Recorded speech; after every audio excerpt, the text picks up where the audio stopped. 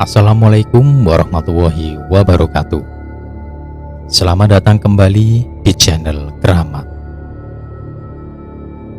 Dalam episode kali ini, kita akan bercerita dengan judul Sisa Jembatan Gantung. Untuk teman-teman yang mau membaca langsung ceritanya, linknya sudah tersedia di deskripsi. Sebelum kita mulai ceritanya, jangan lupa untuk like, subscribe, komen, dan share. Dan tanpa berlama-lama lagi, ini dia ceritanya. Sisa Jembatan Gantung.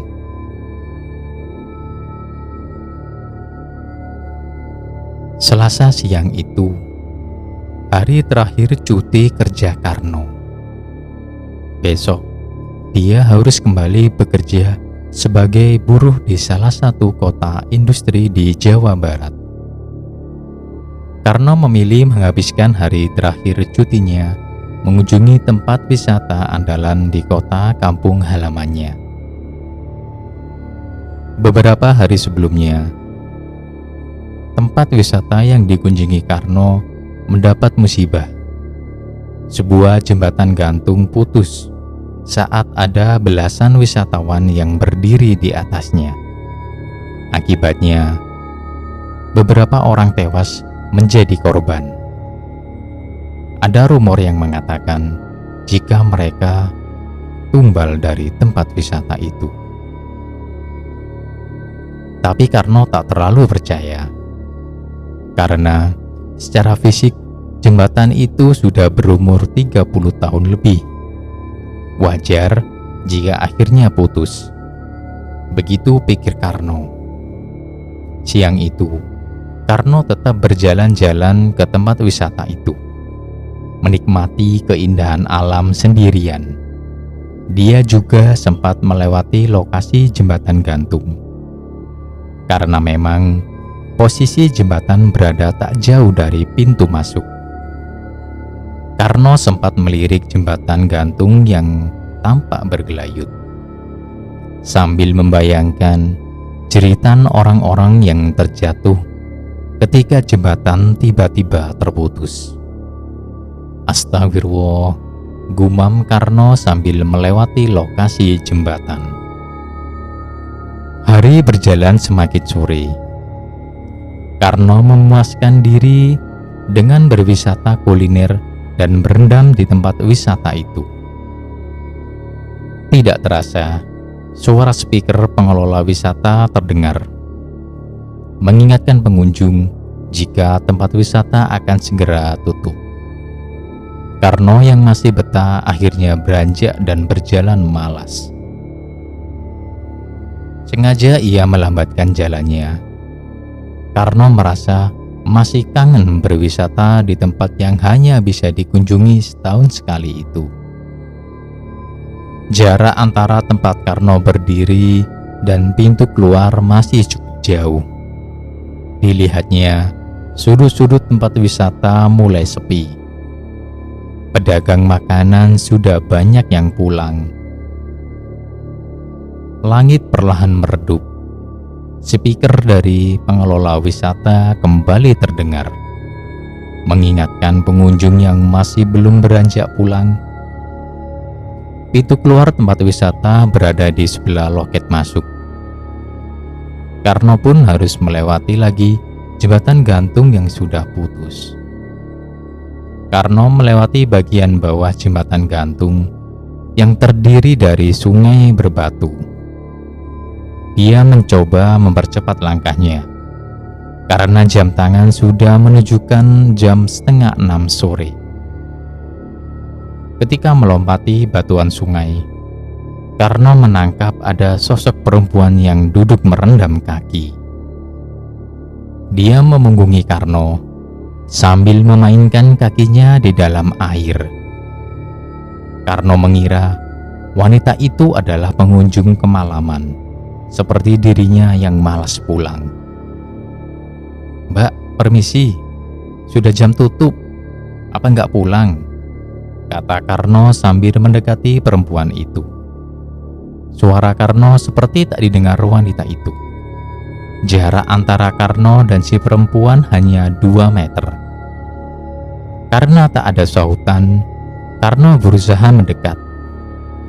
Perempuan itu menggunakan jaket berbahan jeans dengan rambut panjang tergerai.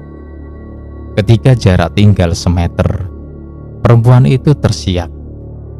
Kepalanya menunduk menahan tangisan. "Mbak, Mbak." Karno kembali memanggil. Diliriknya wajah perempuan itu dari samping. Di balik rambut hitamnya, wajah perempuan itu tampak meneteskan air mata. "Kenapa, Mbak? Ayo pulang. Tempat wisatanya mau tutup," kata Karno.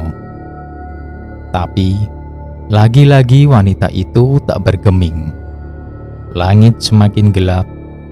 Lampu di dekat loket pintu keluar sudah terlihat menyala dari kejauhan. Udara dingin berbau bunga kenanga mendadak berhembus. Karno merasa bingung harus melakukan apa, antara meninggalkan perempuan itu atau membujuknya. Tiba-tiba sebuah cahaya senter menerjang wajah Karno. "Woi mas, sudah tutup ini. Kenapa nggak pulang?" Ternyata petugas penjaga tempat wisata.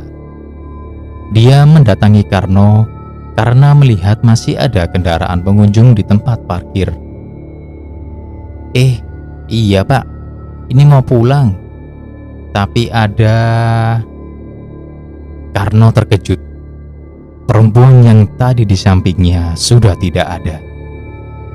Karno melirik ke kanan dan ke kiri, khawatir perempuan yang terlihat depresi itu bunuh diri ke air terjun kecil yang ada di bawah sungai.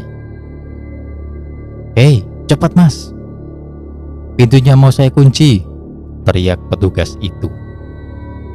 Karno akhirnya mengikuti langkah petugas menuju pintu keluar. Baru 4 meter berjalan, tiba-tiba terdengar suara benda tercebur ke dalam air. Spontan, Karno berlari mendekati sumber suara. Langit sudah benar-benar gelap. Mata Karno mencari sumber suara benda tercebur. Dilompatinya batuan di sekitar sungai dengan cepat. Penjaga tadi ikut mengejar dari belakang. Karno lalu melongok ke air terjun yang ada di bawah sungai. Matanya tak bisa menangkap apapun selain suara gerujuk air sungai. "Ayo mas, sudah malam." Penjaga tadi menarik kaos Karno. Wajah Karno tampak bingung. Dibujuknya petugas penjaga untuk ikut melihat. "Tadi ada seorang kecebur. Ayo dicari dulu pak." Petugas itu tampak gelisah, lalu menarik Karno dengan sedikit kasar. Karno tak bisa melawan. Akhirnya dia pasrah mengikuti langkah petugas penjaga.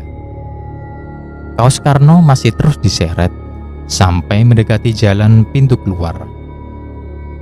Langkahnya berjalan cepat mengikuti petugas. Tiba-tiba ada angin dingin kembali berdesir. Sayup-sayup telinga Karno menangkap suara dari jauh. "Tolong, tolong, sakit." Karno refleks menoleh ke belakang. Dari jauh, dilihatnya wanita dengan jaket jeans tadi berdiri di tepian sungai. Wajahnya ditimpa cahaya remang-remang, tapi Karno bisa melihatnya dengan jelas. Wajah pucat itu menatap ke arahnya. Karno nyaris berbalik arah, tapi petugas penjaga menyeretnya dengan kencang. Setelah keluar dari pintu keluar, Karno diajak duduk di pos penjaga. Petugas itu menyuruh Karno duduk, lalu melemparkan sebuah map plastik. "Kopi apa teh mas?" Petugas itu menawari Karno. Kali ini suaranya lebih lembut dari saat bertemu tadi. "Kopi pak, kalau ada," sahut Karno. Map plastik berwarna biru itu coba dibuka Karno. Di dalamnya ada daftar nama dan foto-foto. Karno mengamati satu persatu foto itu. Sampai akhirnya dia menemukan satu foto yang dikenalinya. Ini kok mirip mbak-mbak yang di sungai tadi, batin Karno. Petugas penjaga itu kembali membawa 2 gelas kopi. Dilihatnya, wajah Karno tampak seperti orang bingung. "Ada yang dikenal, Mas?" tanya penjaga itu santai. Karno mengangguk, lalu menunjukkan foto yang dimaksud. Petugas itu tersenyum. Dia menceritakan jika sejak peristiwa jembatan putus, ada beberapa orang yang mengaku melihat wujud pria dan wanita di sekitar sungai lokasi musibah. Orang-orang yang melihat sering tergoda untuk menolong sosok-sosok yang berpura-pura tenggelam atau terjatuh di dekat batuan sungai. Tapi ketika dicari lagi, sosok itu menghilang. Pernah ada pengunjung yang ikut terjebur ke air terjun yang airnya sedalam 3,5 meter itu dan hampir tenggelam. Gara-gara melihat ada gadis remaja yang minta tolong. Padahal pengunjung itu sebenarnya bisa berenang. Tapi entah kenapa saat di dalam air gerakan tubuhnya terasa berat. Untung waktu itu ada petugas teknis yang sedang lewat dan langsung turun membantu. Akhirnya, nyawa pengunjung itu tertolong. Makanya, waktu saya tahu Mas masih ada di sana, saya yakin ada salah satu yang Mas lihat. Ini data pengunjung yang jadi korban meninggal di jembatan gantung.